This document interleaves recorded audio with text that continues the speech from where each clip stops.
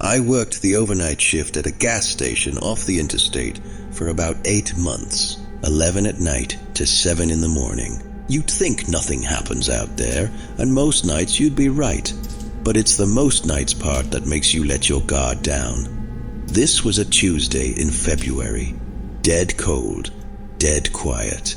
The kind of night where you don't see a single car for an hour at a stretch. Around 1 in the morning, a man came in. Older guy, maybe 60s. Long gray coat, knit cap. He didn't buy anything. He just walked the aisle slow, picking things up and putting them back down. I said, "Hey, let me know if you need anything." He didn't answer, didn't even look at me. After about 15 minutes, he left. Weird, but you get weird at that hour. I didn't think about it again. The next night, same time, 1 in the morning almost exactly, he came back. Same coat, same cap.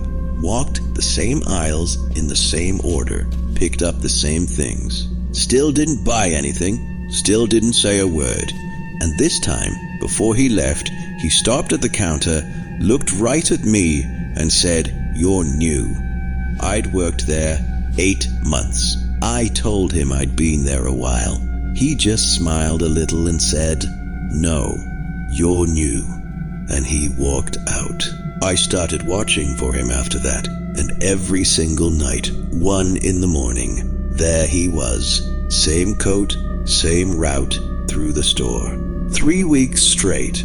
I asked my co-worker who covered the evening shift if he knew the guy. He had no idea who I was talking about. Said nobody like that ever came in before midnight. So I checked the cameras, and this is the part I still can't explain. The man shows up on the footage walking in the front door at 1 in the morning, clear as anything, but there's no car in the lot. No one walking up to the building before that. He just appears at the door and comes in. And when he leaves, the camera that covers the lot never catches him crossing it. He walks out the door and he's gone. I told my manager. He watched the footage, got real quiet, and told me the gas station before ours, same lot, different name, had an overnight clerk who got robbed and killed back in the 90s. Older guy. They never caught who did it. He didn't say the man on my camera was that clerk. He didn't have to. I quit at the end of that week. On my last night, 1 in the morning, the man came in like always, walked his aisles, but before he left, he stopped at the counter again, looked at me and said, "You're leaving." And he smiled like he was happy for me. I never went back. I drive 20 minutes out of my way now, just so I don't have to pass that station. Because some part of me knows that if I pulled in at 1 in the morning, the lot would be empty, and he'd be inside, walking the aisles, waiting for whoever's new.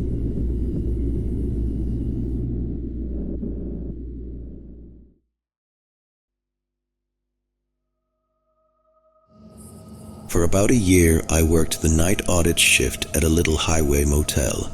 2 floors, exterior doors, maybe 30 rooms. My job was to balance the books, handle the late check-ins, and basically just be a body behind the desk from 11 at night to 7 in the morning. The owner was an older woman named Diane, and on my first night she gave me exactly one rule. Do not rent out room 11 for anything, no matter how full we get. About a month in, around 3 in the morning, the phone at the front desk rang. It was the internal line, which meant the call was coming from one of the rooms. The little display lit up with the room number, room 11. I figured it was a wiring short. Old building, water damage, it made sense. So I let it ring out. A minute later, it rang again. Room 11. I picked it up that time and said, "Front desk." Nothing. Just a faint sound like wind or breathing far away. I hung up. It rang 4 more times that night. Always room 11. I told Diane in the morning, I expected her to say it was the phone system. Instead, she went pale and she asked me very carefully if I had answered. I said yeah, a couple of times. She grabbed my arm and said, "Don't answer it. If 11 calls, you let it ring. You don't say anything. You don't go down there.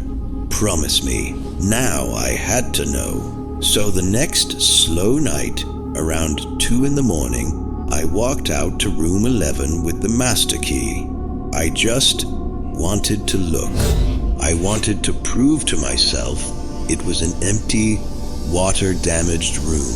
The door was already cracked open, maybe an inch. I pushed it. The room was empty. No furniture, the carpet pulled up, exactly like a room under repair. It smelled like mildew. And on the floor, in the far corner of the room, there was a phone.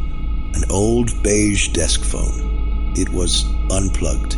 The cord was wrapped around it, and there was no jack on the wall at all.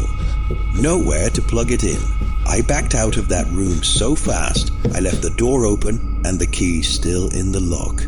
I didn't sleep the rest of the shift. At 3 in the morning, the front desk phone rang. The display lit up. Room 11.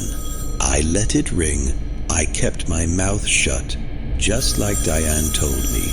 It rang 11 times, and then it stopped. When I gave my notice, Diane didn't even act surprised, and she finally told me why. Years back, a man checked into room 11, and he never checked out. Housekeeping found him 3 days later. He'd been calling the front desk over and over those last nights, and the clerk back then thought it was a broken phone and stopped answering. He just wanted someone to pick up, she said. Now he calls whoever's at the desk, and the ones who answer, he thinks they're coming to help. She looked at me and she said, "You answered. I've moved 3 states away since then, and twice in the last year, at exactly 3 in the morning, my cell phone has lit up with a call from a number that's all ones. I don't answer."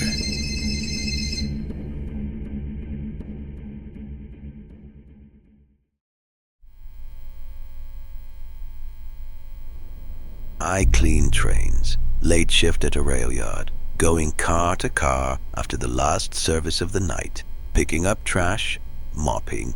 It's me and usually one other guy, but we split the train and work from opposite ends. So for most of the shift, you're completely alone in these long, empty cars under the fluorescent lights. You get used to the quiet. You get used to being the only person on a 100-foot train. That's how I knew, right away, the night I wasn't. I was about 4 cars in, headphones in, but the volume low. You keep one ear open out there, and in the reflection of the dark window, I saw someone sitting in a seat halfway down the car behind me, just sitting there, facing forward. The last train had been empty for 40 minutes, and I'd already cleaned that car. I pulled my headphones out and turned around. The car was empty. I told myself I was tired, and I went back to work. In the next car, it happened again. A reflection in the window, a person sitting, this time facing away from me. I turned around.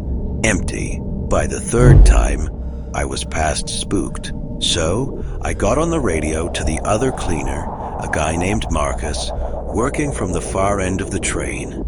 I asked if he'd seen anyone. He went quiet for a second, and then he said flat, "What's it wearing?" Not, "Are you sure?" Not, "You're seeing things." What's it wearing? Like he already knew there was something there to describe. I told him, "Dark clothes, a hood maybe." He said, "Okay, don't look at it directly. Finish your half and meet me on the platform. And whatever you do, don't go into the front car." I asked him, why not the front car? He didn't answer. The radio just clicked off. So of course, when I finished my section, instead of heading for the platform, I walked up to the front car. I had to see. Through the little window in the connecting door, I could tell it was occupied. One figure, sitting in the very first seat, hood up, facing the front of the train like it was waiting to get somewhere.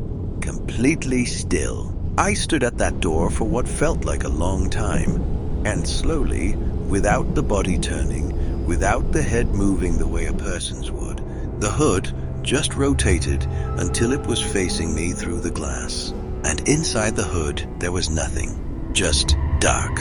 I ran, straight off the train, down the platform. And I didn't stop until I reached the break room. Marcus was already there, white as a sheet. He didn't ask what I saw. He just said, "You went into the front car, didn't you?" Turns out the guys on that shift have a name for it. They call it the passenger.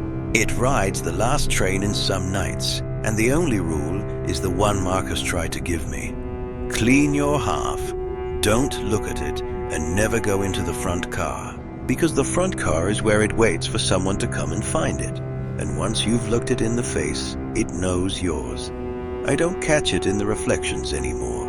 That stopped after that night. Now, some nights, I'll glance up at a dark window, and there's a hooded figure standing right behind my shoulder.